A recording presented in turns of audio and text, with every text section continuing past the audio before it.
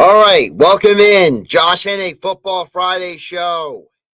We've been not doing this for a few weeks. There's a plethora of reasons for why.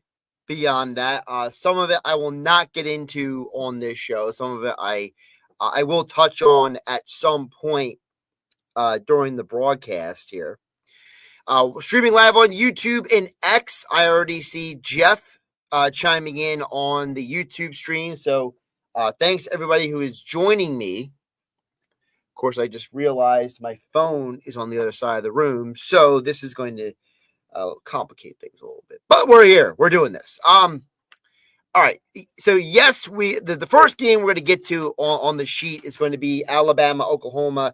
I actually wanted to start this stream an hour ago, but this day is not going as planned. Which is the story of my life sometimes. So, but thanks to all of you who are tuned in. For those who are new to the stream, here's what we do. We give you games, we give you picks, we give you analysis of all the games that are on my sheet. If you have games you're interested in, like Jeff from Ocean City chiming in, you can join the conversation that way in the comments. Okay? So, that's how we do things. Really quick before we get into the game, because I know it starts in roughly 15 minutes, is the kickoff. I just want to review really quick what our record is up to this point in college football. We are 99-55. So what we are doing is we are including the picks that were made on Hanging with Hennig Saturdays on 97.3 ESPN, streaming live on YouTube and X in the Dr. Squatch virtual studio. So we are including those numbers in the conversation. Okay. Well, obviously we didn't do the show for a couple weeks. I will just address that really quick off the top here. Did do the show for a few weeks for a couple reasons. One, my health got really deteriorated. Number one, and I had to make business decisions. I either could work and make money, or I could not make money, not pay bills, and do this show on a Friday night. That's one thing. Number two, I'm not divulging this information to make people feel bad or put any misinformation out there, but it is only because of the support of you guys out there, the people who stream, the people who tune into the show on Saturday on 97.3 ESPN, that I can do this. And I will admit I have exhausted some of my resources. So I have had to do an analysis of things and see what is really worth my time and what isn't. And doing this show kind of fell into the category of you need to take your time and resources and spend on other things. So I'll just put it that way. All right. I'll get into some stuff later in the show, because we do also have to touch on the college football regular season is over, and we went 5-3 on the over-under win totals. So if you would have bet each one individually of the 8 we gave out before the season, you would have won 5 of the 8. So that could have been some nice winners for you guys, because that was the show back in August. So we will get to the NFL after the college football. But right now, the college football is most important because we have 22 minutes to kick off in front of the clock in front of me on the studio here. So, and I don't want to ignore the fact that this is a big weekend for college football. There's some big playoff games going on, and there's some interesting bowl matchups that we have to hit on as well. By the way, a game we would have picked if I could have done this show earlier in the week, really fast. The Gasparillo Bowl, NC State just bludgeoning Memphis. I don't know why people didn't see that coming. I got to be honest. CJ Bailey is a future NFL first-round draft pick. You've heard me talk about him here before on the Football Friday show, and I'll say it again. The young man's a stud. He's still learning how to play the quarterback position, but he is absolutely, positively a stud. All right? So now, Jeff, I will get to the Nova game. We're going to get to the main sheet. and then we'll answer the questions, okay? But yeah, well, see, Jeff is smart. Okay, Jeff has heard me talk about CJ Bailey enough that he probably just remembered it and ran with it, right? Also, Memphis, that's the other thing about college football. You got to pay attention to whose coach left, whose coach stayed, who's in the transfer portal, who's not playing the bowl season. There's a lot of variables. But with CJ Bailey playing, it was a huge differentiator in the game. And Memphis looked like they quit. Like heading into the fourth quarter, I think Memphis quit on that game. So did Kennesaw State earlier today. I don't know if anyone saw the Kennesaw State versus the Western Michigan game. I'm at the gym when that game is going on, and it was like Kennesaw State was like, you know what? We won 10 games this year. We don't even care anymore. So let's get to the games, okay? Starting with Alabama, Oklahoma today. I find this game very fascinating because there's a lot of people who keep picking Alabama, and I don't know why. Alabama has only they have not scored 30 or more points in their last 5 games versus SEC teams. This is an Alabama team that had a small stretch early in the year that put them in a position to look like a postseason contender. And then teams started to get film on them. They started figuring them out. They started analyzing them and figuring out, okay, who is Alabama? What is their game plan?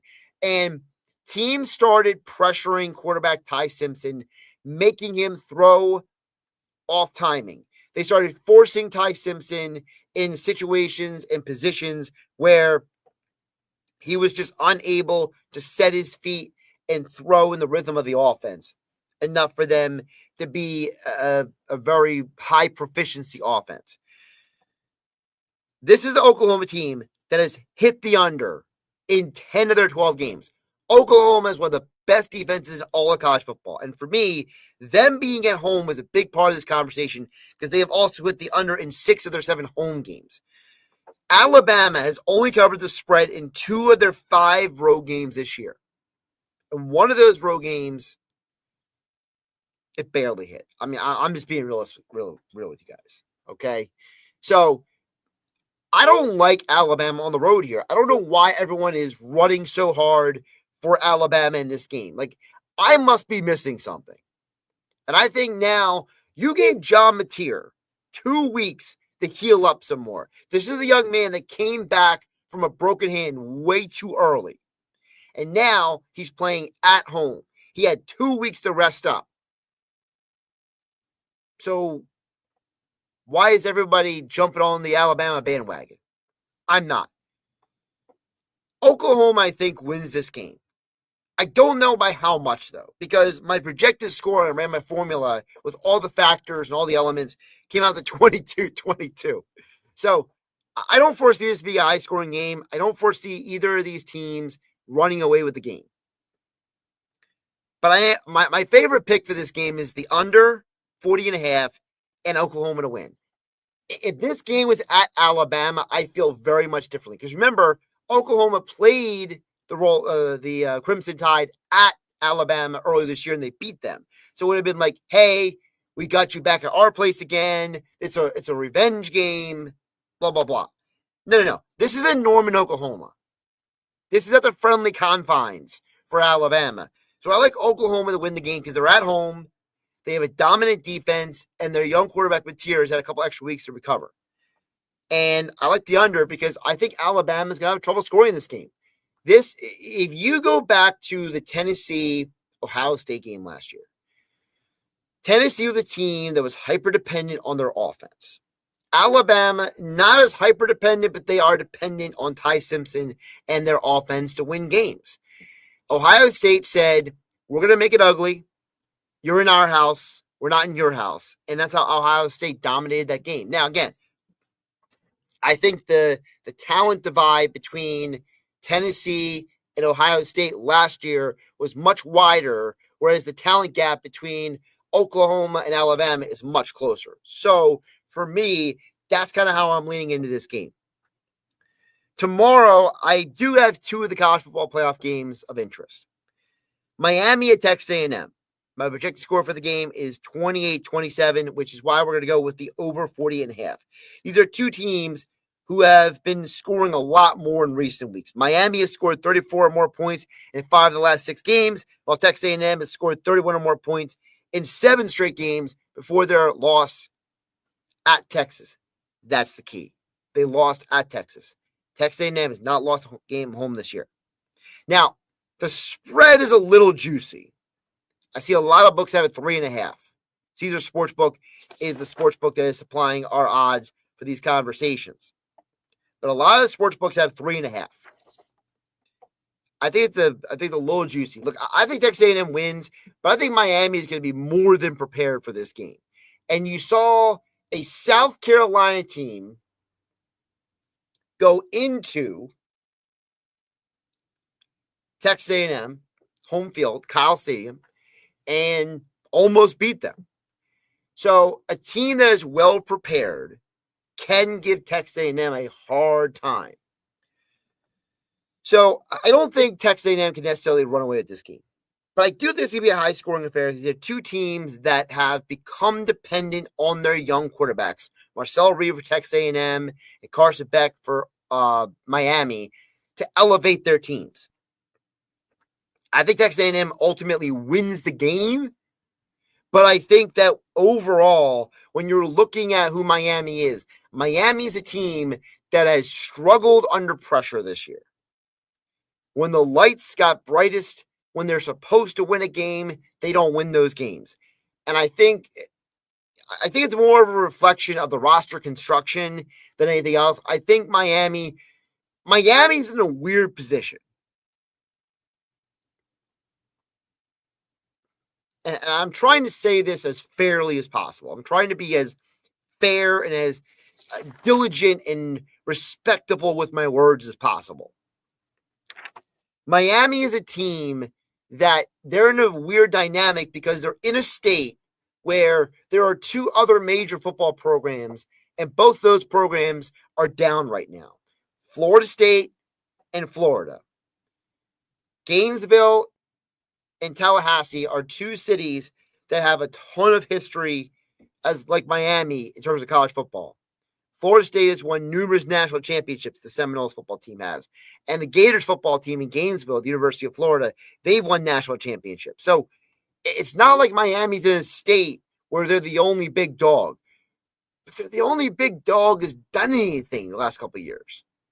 So they're in a weird dynamic. How do you take that measure of success, we'll call it, and translate it into wins on the field? I think that's where Miami's still coming up short because you got schools like South Florida who have done a great job at recruiting. And Miami, they have lost some of their potential talent to these NIL deals and these coaches promising them the world and not delivering.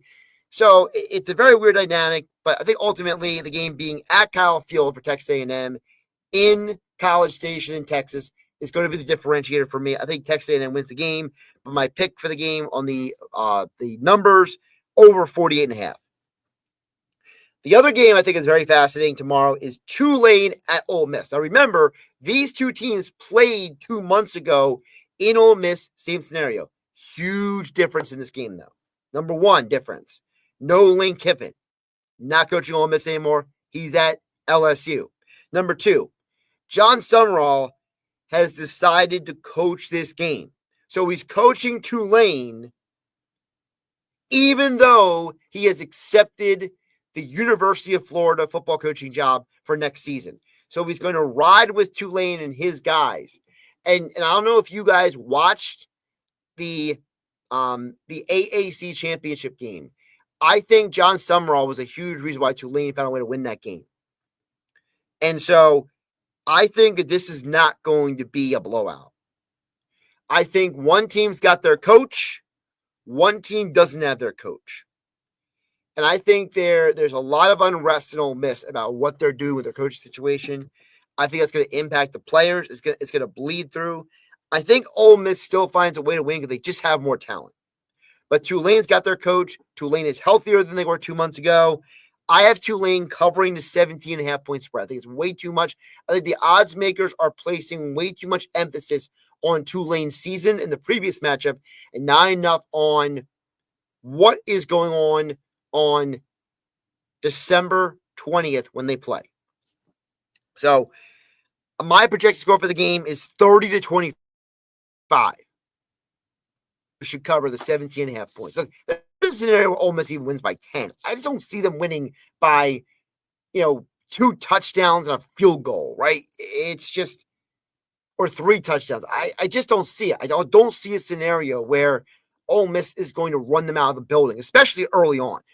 This could be a game that's like tied to halftime, and then Ole Miss basically just pulls away in the second half. I can see that happening too, because Ole Miss has a lot of talent. I'm not ignoring that, but I think there's a major coaching discrepancy. There's a lot of problems with these teams, and I think it's something you have to keep an eye on in this game. It's something that I don't want to ignore. I don't want to, excuse me, cast to the side.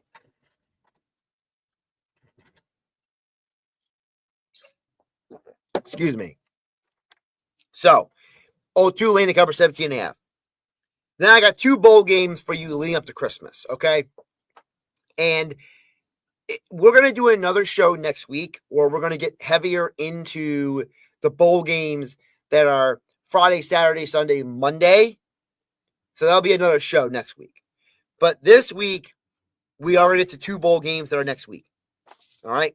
We're going to start with the Frisco Bowl. And this is another situation that involves coaching. The Ohio Bobcats versus the UNLV Rebels. Now, I told you guys for the season that even though UNLV was very, very much hyped, I did think they were going to have a good season because I'm a big believer in coaching matters in college football. And Dan Mullins, I think, wanted to make sure that football team was in a position to be successful. And even though they didn't win the Mountain West Conference, they are still a team that has talent, they have motivation, and they want to win this bowl game, the players, to prove that their coach made the right decision to come to that school. Because Dan Mullins had other offers, to go to other schools. The other side of the coin is don't overlook the fact that who is not coaching in this game. So, for those who don't know the whole story, and I don't want to get into the whole what happened, but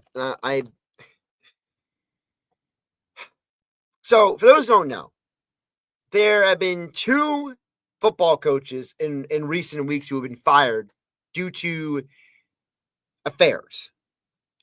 Now, the famous one is Sharon Moore, right? Because, he had the affair and then he didn't handle the situation well and he's messaging OnlyFans models during games, and then he brings a butter knife to the woman he had an affair with his house and tell her he ruined their life. He's going to kill himself.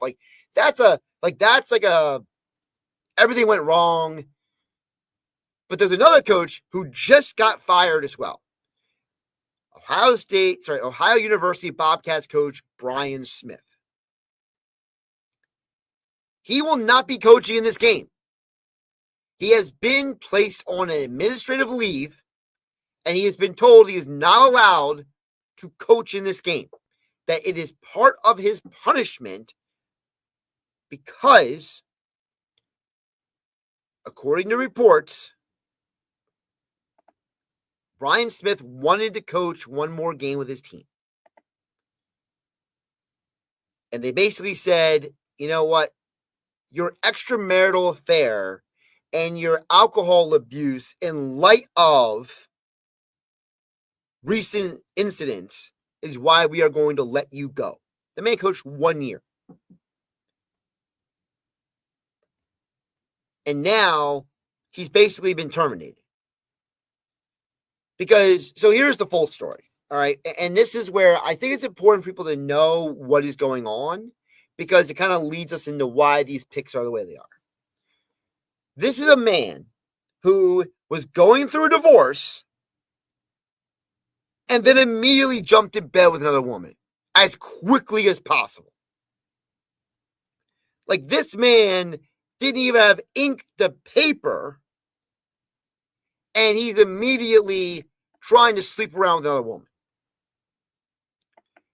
If that wasn't bad enough,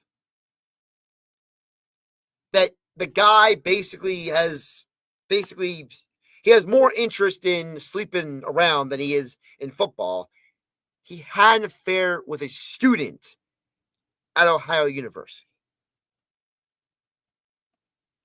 So now you have all kinds of questions about, like, is this a abuse of power? Did he manipulate this girl? All kinds of questions, right?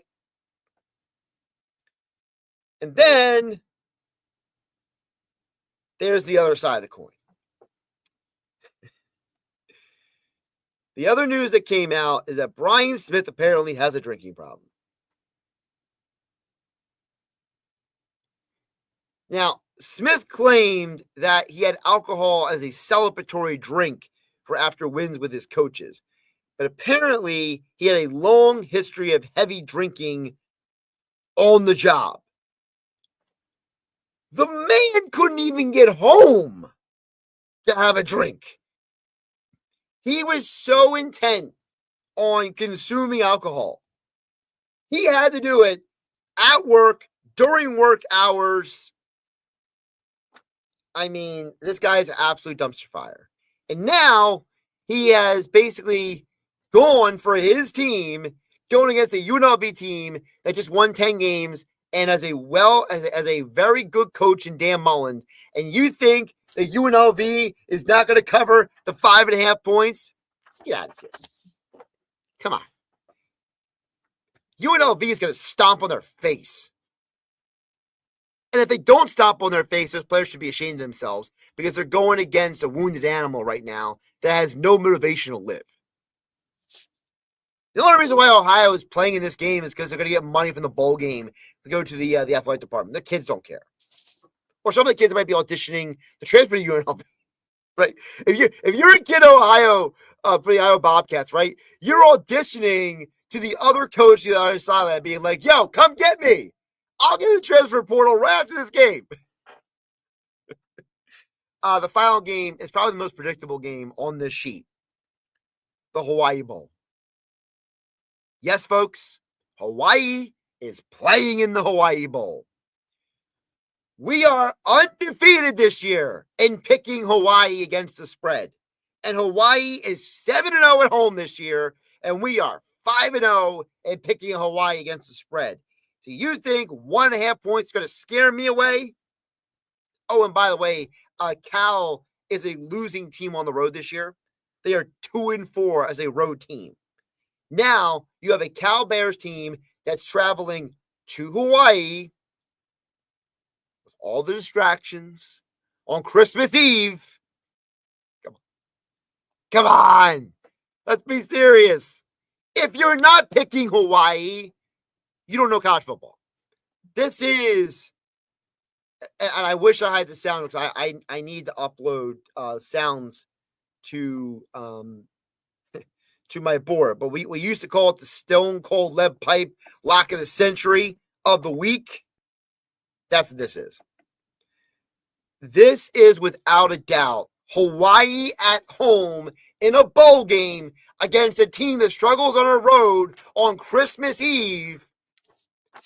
This is a lock, if I've ever seen one. All right, let's check in on the messages. We'll get to the NFL picks in just a bit. I see you, Jeff, there. You mentioned about Villanova. All right. I don't even know what the Villanova spread is. So let's look it up. But my inclination is I would lean to Villanova to win this game, in large part because they're at home. I know that. And I know this Villanova team, they had a very resilient win in the last game of the playoffs. And, you know, Tarleton State, for those who don't know, they've produced a couple NFL players over the years. And Villanova fought very hard to win that game. It was a very resilient game. You know, McQuaid he's not a great quarterback. He's a solid quarterback. And I think that in a game like this, I tend to think Villanova is going to win because, again, one, it's at home, and two, listen, if you have a competent quarterback and you have a competent offense, you should be able to win games at home in the playoffs. Now, I see Villanova as an underdog in this game. I think it's a bad move by the odds makers. It's basically even money is the value on it. So, well, now that I'm looking closer at these numbers, it's probably better value if you're going to go with Villanova, to take Villanova as the money line, which I see is plus 114, than it is to cover the 2.5 point spread. Let's see here. I mean, there's no crazy weather situation going on here. I don't really see. I'm looking at some information. I don't really see where Illinois should be favored by 2.5 on the road. Maybe I'm missing something. Look, all I know is that Villanova, they're on a winning streak right now. And they're one of those teams that just find ways to win. So I tend to lean to the resilient home team than I am to a road team. So, Jeff, I would lean to say just take Villanova on the money line and just call it a day. I don't know if I feel confident enough in them scoring a lot of points, but if you want to have a little extra fun, maybe take the over 51.5 points. I could see this being like a 30, 31, 28 kind of game. Maybe like a 30, 24.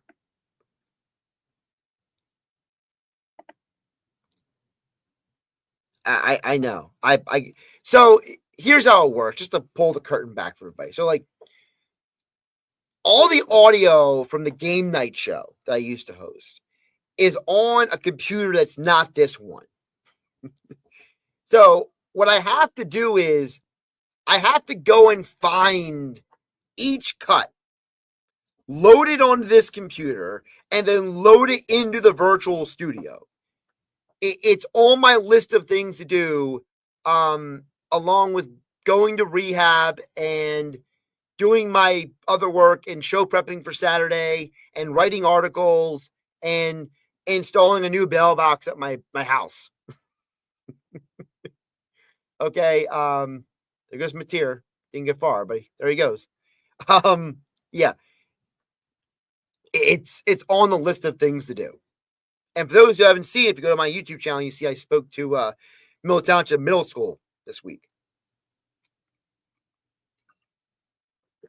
So I'm busy. But yes, Jeff, I will work on importing the audio.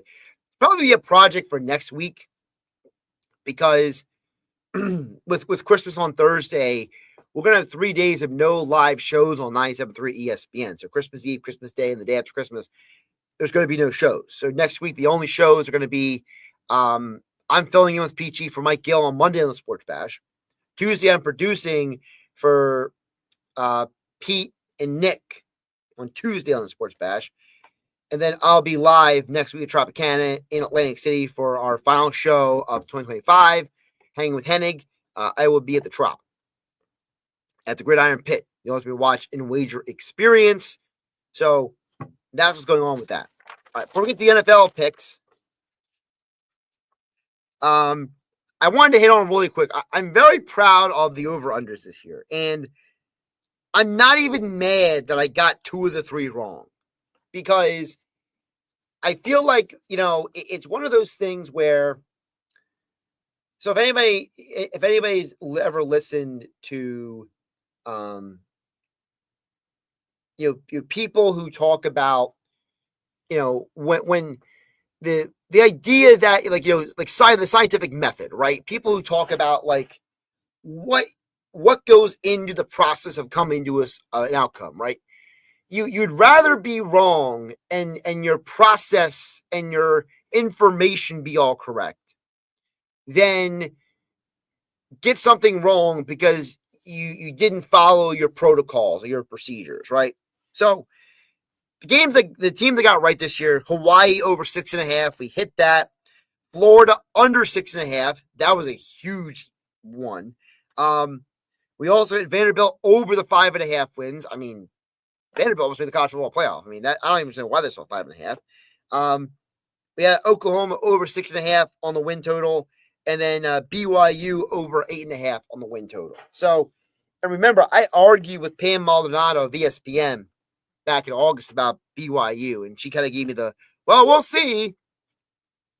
And by the way, shout out to Pam Maldonado too, because she had Texas A&M hitting the over and being a favorite in the Big 12 from the very beginning. So, Texas Tech, for those who don't know, they are arguably one of the favorites to win the national championship.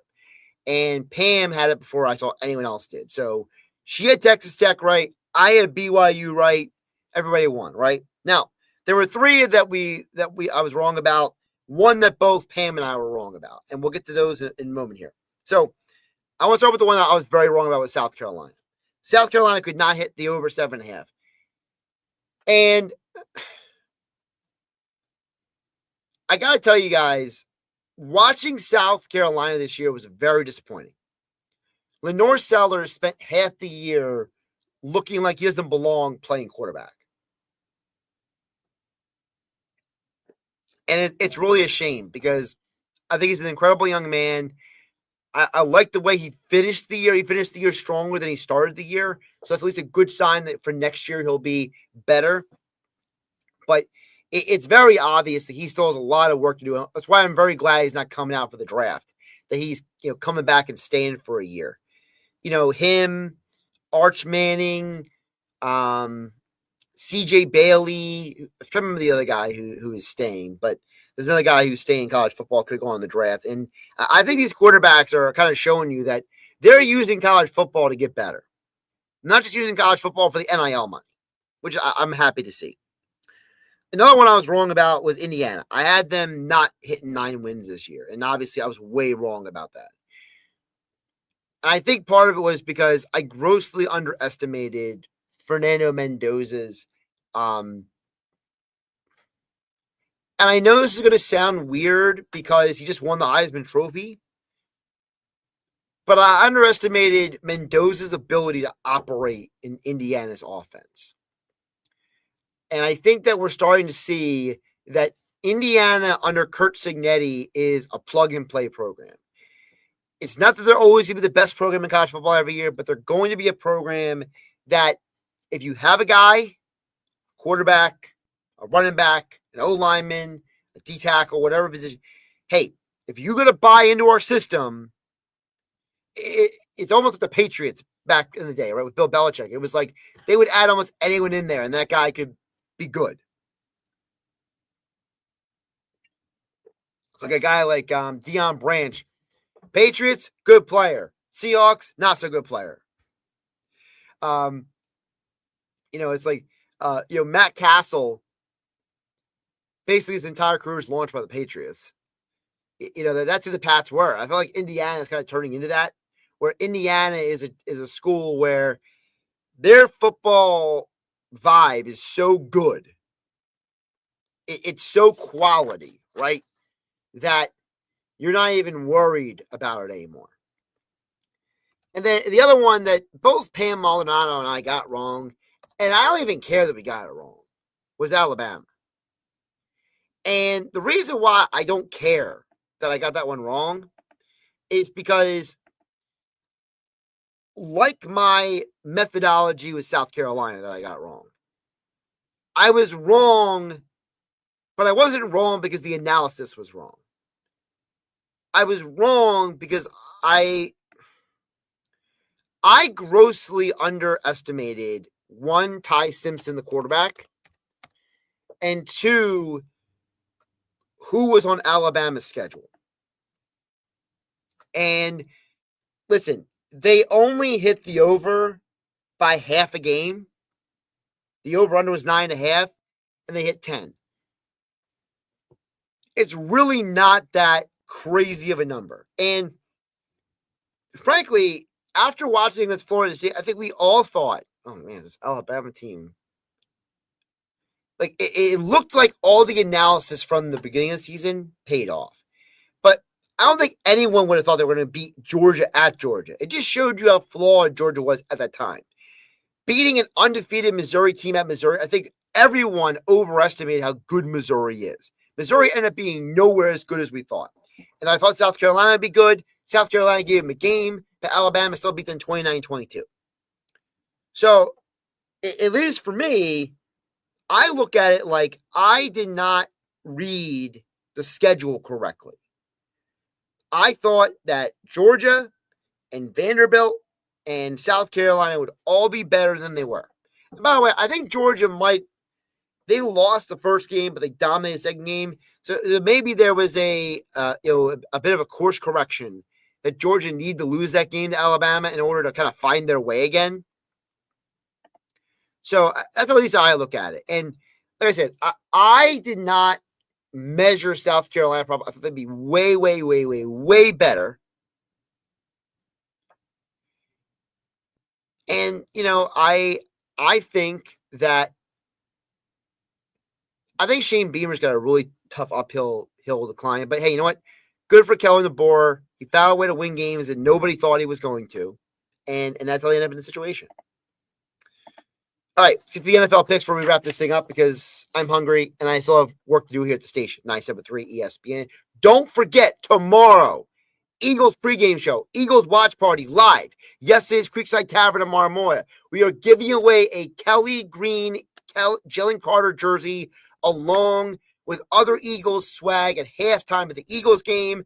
Tomorrow, I will be leading you up to the Eagles game with not just our weekly conversation with fantasy football analyst Andy McNamara, not just with AP senior NFL insider Rob Motti, and not just with Haley Taylor Simon joining me on location. If that wasn't enough, we will have the one and only Scott Graham on the show tomorrow. He is going to be on the call for Eagles and Commanders on the national radio feed for Westwood One Sports. Of course, you know Scott Graham from the Eagles preseason games. He has been the voice of NFL Films over the years. He is in studio for Westwood One over the years. And so we are excited that he is going to be a part of our Eagles pregame show tomorrow. Hanging with Hennig, 12 to 3 p.m. on 97.3 ESPN. And then the Eagles versus Washington watch party starting at 5 p.m., where you will have a chance to win a halftime Eagles swag. The grand prize being the Kelly Green Eagles jersey. So that's tomorrow. Hanging with Hennig on 97.3 ESPN and streaming live on YouTube and X.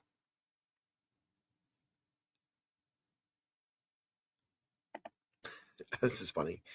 Jeffram says, I'll be there arriving in the third period of the Flyers game. By the way, why are the Flyers playing a game at 12:30 tomorrow? Like, poor job of the NHL schedule makers. I mean, just poor. He said, I'm actually yesterday's right now. The bartenders are wearing ugly sweaters. Go Sixers. Well, I got the Sixers Spectrum hoodie on right now. So appreciate that. Yeah, so yesterday's in Marmora, they're having a ugly sweater party immediately following the Eagles game. So if you go out to yesterday's tomorrow for the Eagles game, hang out with us for the game. Afterward, there will be an ugly sweater party, and they'll be giving out prizes for the best ugly sweater. So I'm assuming, Jeff, that the folks at yesterday's, they are warming up their ugly sweater. Or maybe the bartenders are wearing ugly sweaters tonight that I'm not going to wear tomorrow. I don't know. Well, I guess we'll find out. All right, NFL picks. So, again, we are combining the Football Friday shows with the picks that we give out on Hanging with Hennig on 97.3 ESPN. We are 70-42 on the year. We are hitting at 62.5%. So let me give you my NFL picks before we get out of here. I'm going to start with the battle in the NFC South. The division that seems like nobody wants to win. It's either going to be the Bucs or the Panthers. They're the only two teams that have a chance to win. And it just feels like neither team wants to win the division. Both teams are finding ways to lose games. They've both lost to the Saints in recent weeks.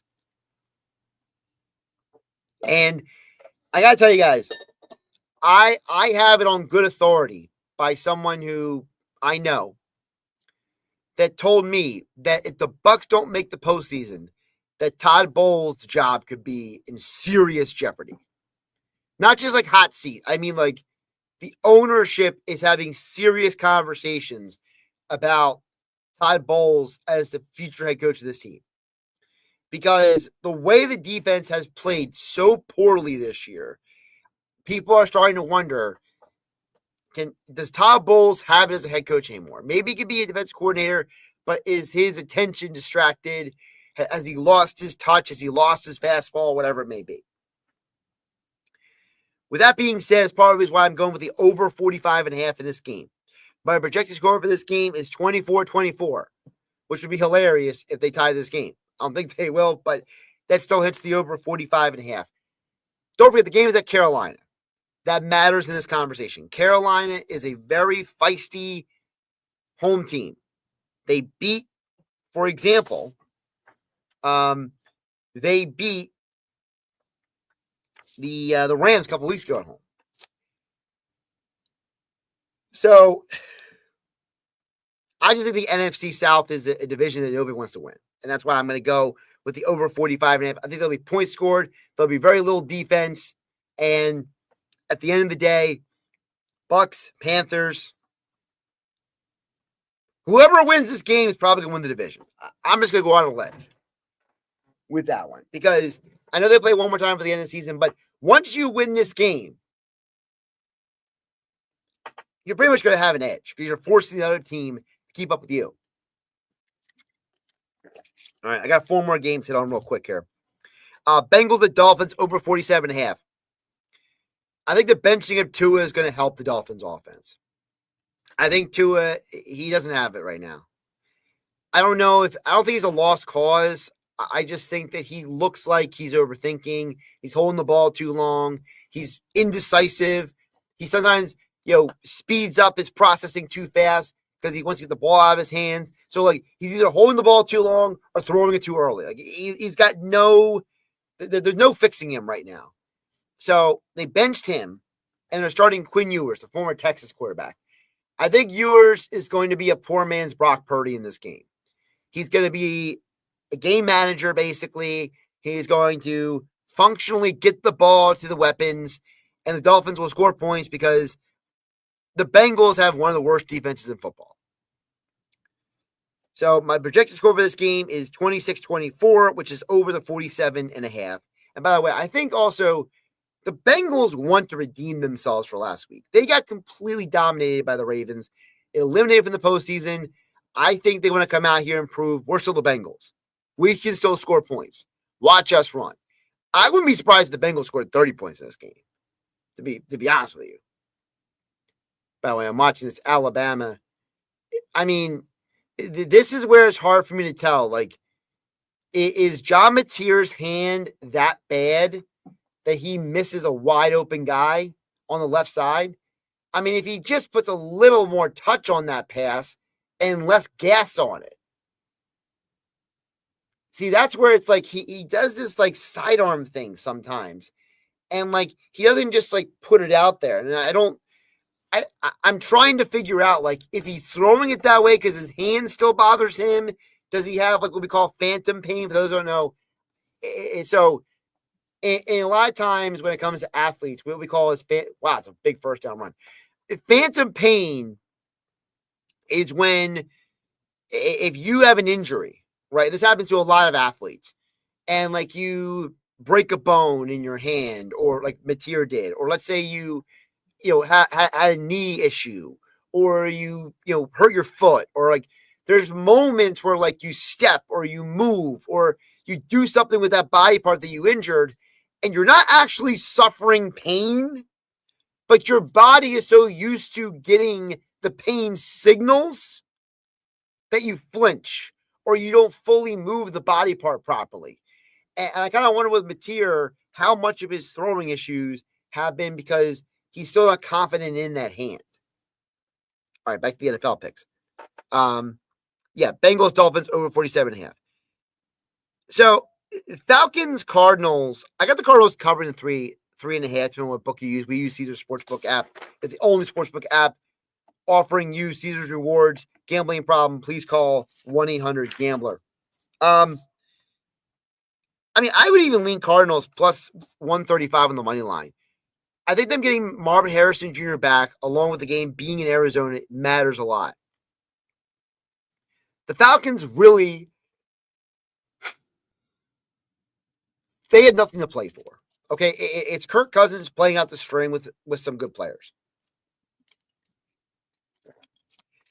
I mean, I don't love the Cardinals at home win the game, but I think it's going to be a close game. I think Arizona home should win the game. My projected score is 24-23 for the game. All right. Jags at Broncos. I got the under 47. I think the Broncos might have one of the 3 best defenses in all the NFL. And Jacksonville, we know as football fans, going to Denver, going to Mile High, going to that altitude, it's a big deal. It's a big problem for a lot of athletes to have to play in the thin air. And I think Jacksonville, who plays basically below sea level, they're not going to be used to it. I think it's going to hurt their offense. I think it's going to slow them down. I have this being a 24-22 game. I think Denver wins a very, very close game. So that's why for me, I'm going, the under 47 because of the fact that, again, for me, I look at this game as the Jags and the Broncos. These are 2 teams that do have good defense. Big run by Mateer for the touchdown for Oklahoma. Let's go. I think these are 2 teams that are going to have some good defensive game days. I think both teams have enough defense to be problems for the other team. I think Denver ultimately wins the game, but I think that Jacksonville is going to give them everything they got. All right, we got 2 more game picks for you. This one I feel like is another, stone cold lead pipe block of the century of the week. But it's also like, if I'm wrong, I don't even care. Like, it's one of those deals where it's like, if I get this one wrong, who cares? Raiders team total under 10.5 at the Houston Texans. I could argue that if you were to rank the defenses in the NFL right now, you could make the argument the Houston Texans are number 1, the Denver Broncos are number 2, and number 3 right now, considering all the injuries in the NFL, is probably the Eagles. But the Texans are the best defense. And if the Eagles shut out the Raiders last week, what are the Raiders going to do against a better defense than the Eagles? I think the Texans are going to completely crush them. Raiders might get a field goal, but I got the under 10.5 for the Raiders team total on the road at Houston against an elite Texans defense. All right, our final pick. And I'm going to give my official Eagles score out tomorrow on Hanging with Hennig, 12:03 p.m. on 97.3 ESPN, streaming live on YouTube and X at Josh Hennig in the Dr. Squatch virtual studio. But I do have a Football Friday pick for all of you lovely people who are tuning in, whether on YouTube or X. Thank you for tuning in. I know we haven't done a Football Friday show in a couple of weeks, but we are trying to resurrect it right now.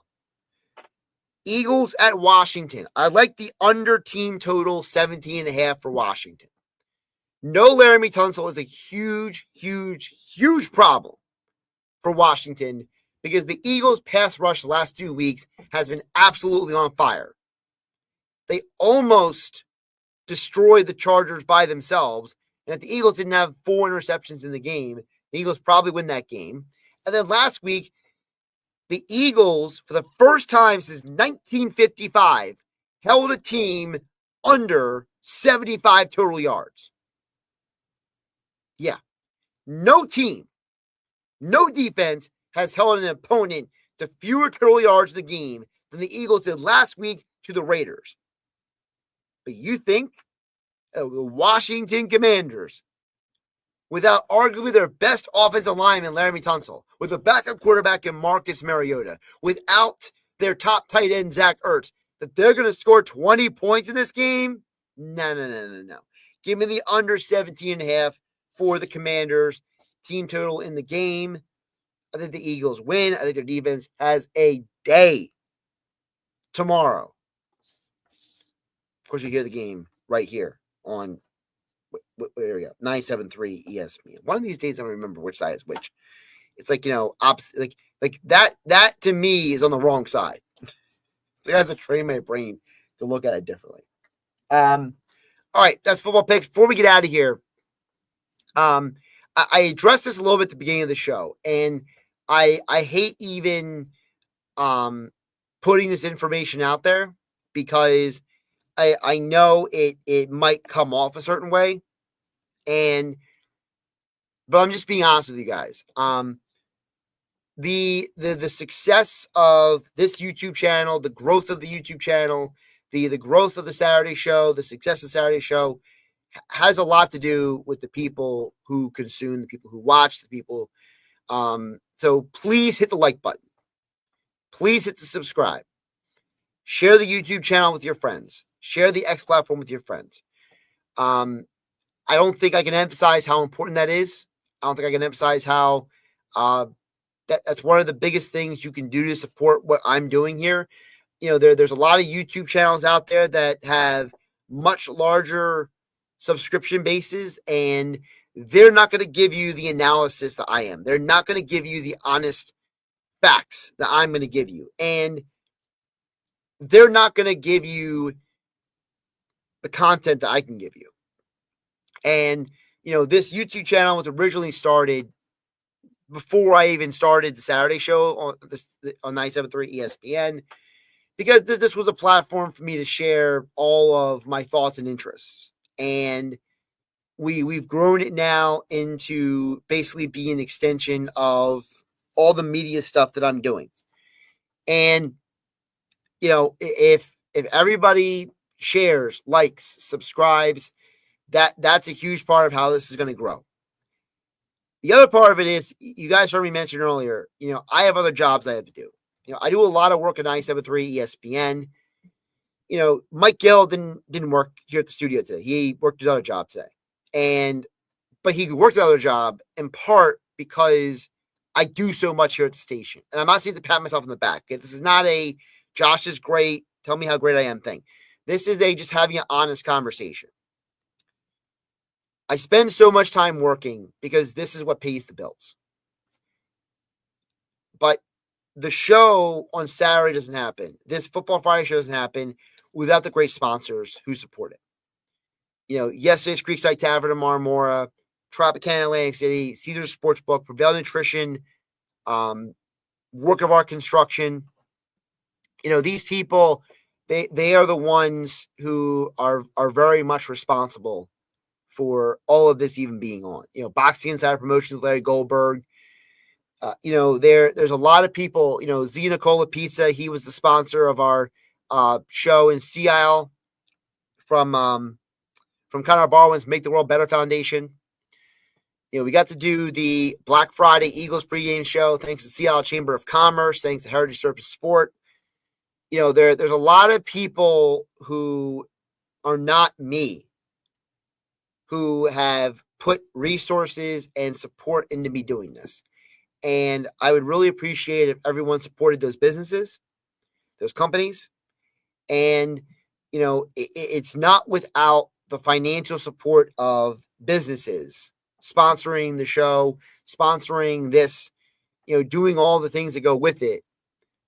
Because I'll be honest, I don't have the personal financial cachet to do all this on my own. So it very much is thanks to, yesterday's in Marmora, Tropicana Atlantic City, and Caesars Sportsbook, Prevail Nutrition, Work of Art Construction, Boxing Insider Promotions, Zia Nicola Pizza, Seattle Chamber of Commerce, Heritage Surface Sport. These are the people that make all this possible. And if we're going to grow this, if we're going to expand this, if you're going to get more of the content that I want to do, it's going to become because of those businesses and then other businesses coming on board to support what we do. Because, I'm not here to feed you a bunch of BS.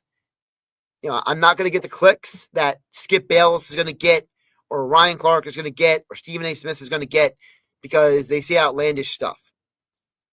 I might say something bold. I might say something brazen, but I'm never going to say it for your attention. And, there's a verse in the Bible. I'll wrap it up with this, where it says, do everything that you do as unto the Lord and not in the men. And whether you're religious or not, the meaning of that means you should work your hardest and you should do everything above board, and your reputation matters. And all of those things are important because you're not doing it for other people.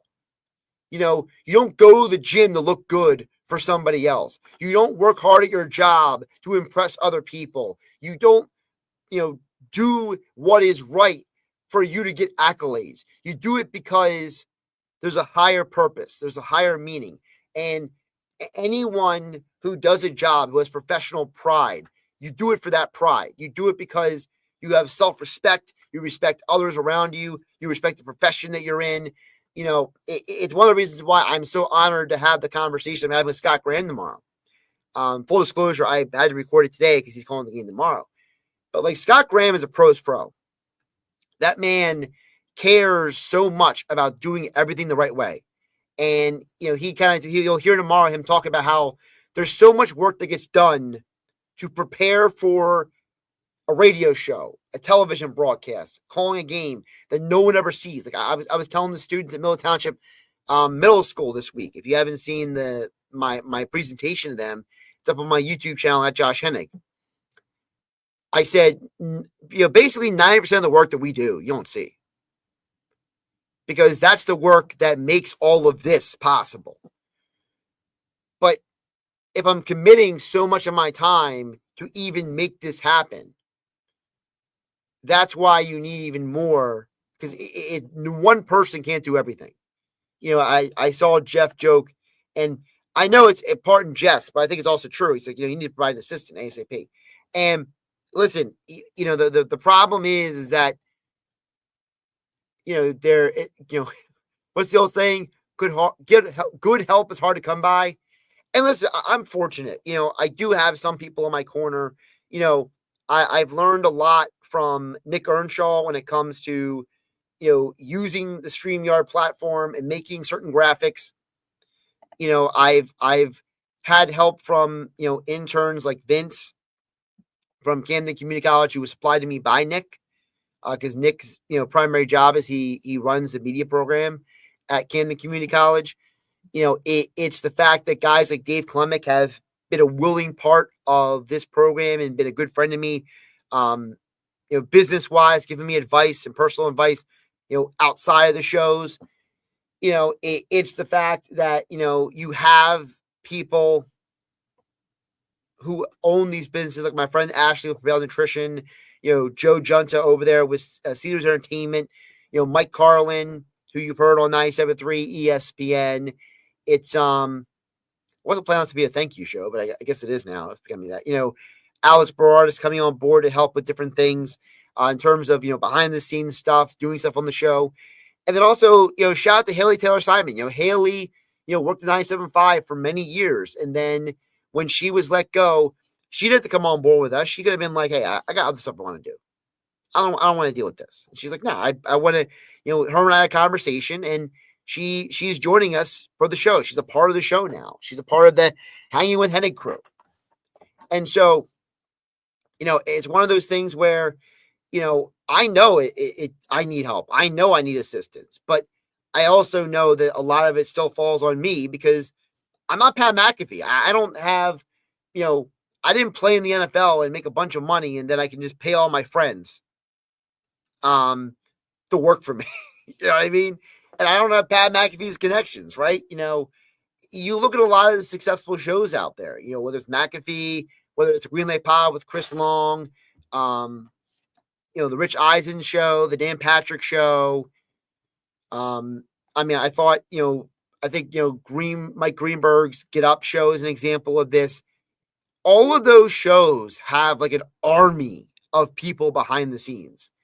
They have a massive support staff that goes beyond one person. And so, yeah, Jeff Moshe is right. I do need help. I do need assistance. But, you don't get that help and that assistance without financially being in a situation to make that happen. And so that's why I say, please support the business that support me. Please support this channel. Like, subscribe, share with your friends. Because it's because of all of those things that make this possible. And by the way, we'll even throw in there Mike Gill. – Look, Mike Gill's got his own thing going on.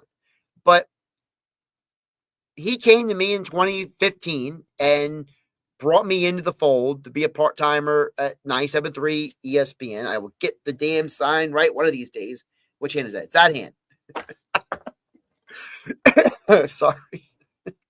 My throat is very dry. I'm sorry, guys. I gotta wrap this up. I gotta eat something and finish before I go home. But listen, Mike Gill, he brought me in, and then less than a year working with him, he said, "Look, I know you have on-air experience. Would you like to host Sports Bash Saturdays?" And I hosted Sports Bash Saturdays from basically 2016 to I think it was 2021. And then I hosted Game Night, 6 p.m. Monday through Friday on 97.3 ESPN from 2020 to this year, 2025. I basically functioned as the primary fill-in host on 97.3. Whether it's Billy needs help, Billy Schweim in the locker room on 97.3, or it's Mike Gill. He's let's say he's traveling the Super Bowl Radio Row. Who's covering? Who's holding the fort down while he's on the plane? Well, it's me. Who makes sure everything works? It's me. And a part of that is a thank you to him for entrusting me to do those things. And he's the one, when I came to him about doing the Saturday show the way I'm doing it now, and he was all on board with it. He was all about it. He was like, "Yeah, I like what you're talking to me about here." Like, so, and it is the most wonderful time of the year. And I'm a big believer, excuse me, and I'll wrap it up with this, with gratitude. If you're not grateful for what you have, then what you have is not worth it. Because there's always somebody out there who wishes they had your job, your car, your house, your health, your, when I was younger, I used to, women used to get mad at me because they were like, I love your eyelashes. I wish I had your eyelashes. Like, which I still think is the weirdest thing I've ever been told in my life. And I got told it like a gazillion times. But like, we don't always appreciate the fact that we should be thankful for what we have because somebody else wants it. Somebody else would like to have it or would need it. And even if you're someone who doesn't have things, even if you're someone who is living paycheck to paycheck, guess what? You're still living paycheck to paycheck because there's people who don't have a paycheck. They don't have a car. They don't have a house. They don't have a bed to sleep in. They're struggling to buy food. If you're someone who's like, well, I don't have a lot of money for food, but I have government assistance. Well, be thankful for the government assistance because there's probably someone in some other country who doesn't have government assistance. And they have to go steal from the farmer's market to have food. So, like, and I know I'm getting really deep for a sports show, but like, we all should give thanks. We all have things that we are to be grateful for and we are to be thankful for. And I think that's why for me, it's so important for me to support these businesses, these local people in South Jersey who sacrifice so much of themselves. You look at someone who's not an advertiser with me, but has always been supportive of different things that I do, like Slack Tie Brewing and like Gusto Brewing. These are two businesses with owners who care about the community, who love sports, and they've always been good to me. Behind the scenes, good to 97.3 ESPN. Supporting a lot of the things that I do behind the scenes that nobody ever sees or hears about. And they support the community. They have fundraisers at their breweries. They do all kinds of nice things.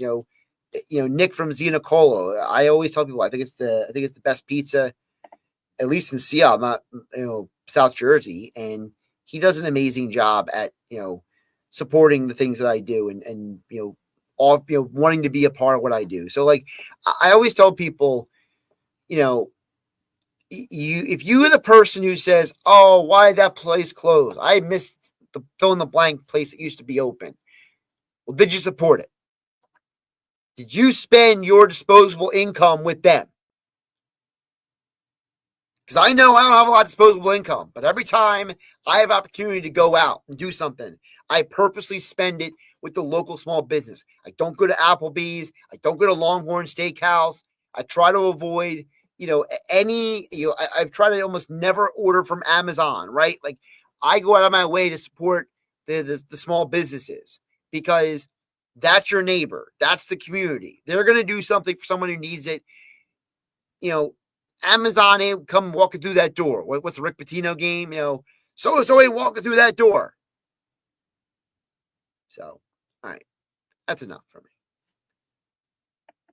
Come join Jeff and the rest of us tomorrow for Hanging with Hennig on 97.3 ESPN. We'll be broadcasting live for the Eagles pregame show from yesterday's Creekside Tavern in Marmora.